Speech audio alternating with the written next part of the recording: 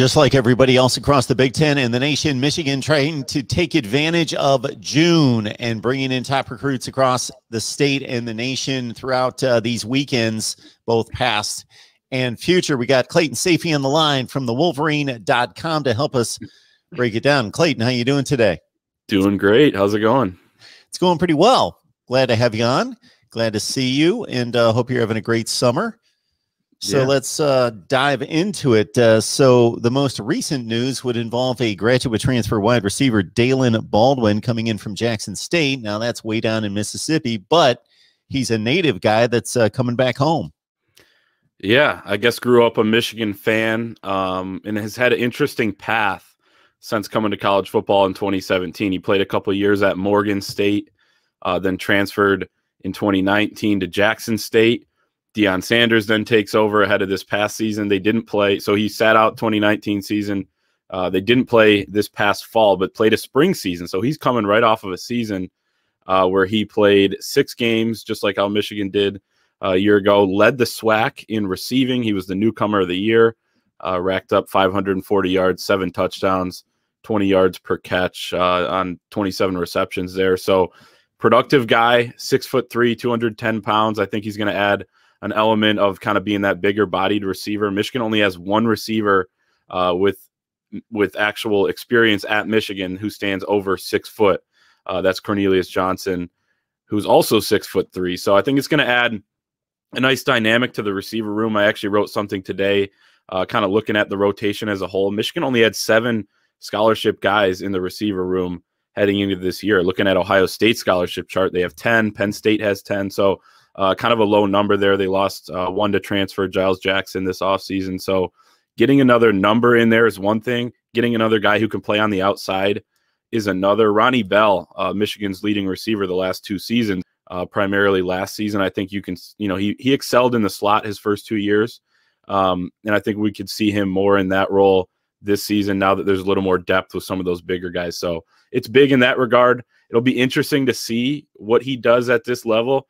Morgan State, he was, kind of more of a role player, exploded this past season in a better conference, the SWAC, which produces some NFL guys. They had 5 draft picks out of that conference, I believe, in the last couple of years. So, they can certainly play ball down there playing for Deion Sanders and, prime time.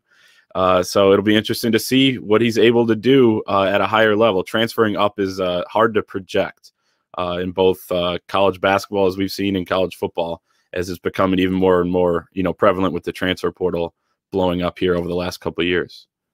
Clayton, you addressed Baldwin's numbers, and I'm glad that you threw in the 6 games played, because I wasn't doing the prorated calculations in my mind. I looked at the numbers and thought, yeah, he played half a season, basically 6 games at Jackson State. Also keep in mind that I think, and you just touched upon it just a second ago in regards to trying to predict the transition in level of play. So yes, there's a huge jump here for sure to the Big Ten, but let's keep in mind that, and I think a lot of people scoff at these kind of transactions because of that. A lot of standard college football fans, like if he was coming from Penn State instead of Jackson State, they'd be like, oh, okay, but he's coming from Jackson State. There is tremendous talent all over the place. Just look at an NFL roster. So there's tremendous talent to be gained anywhere. And if Michigan fans want further verification, Mr. Baldwin got an offer from Ohio State as well.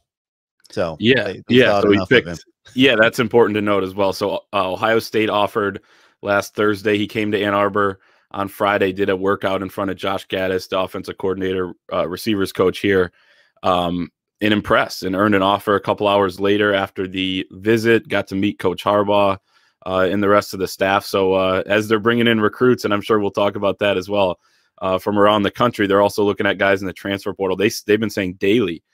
They've been looking in that portal, just like you have to around college football these days.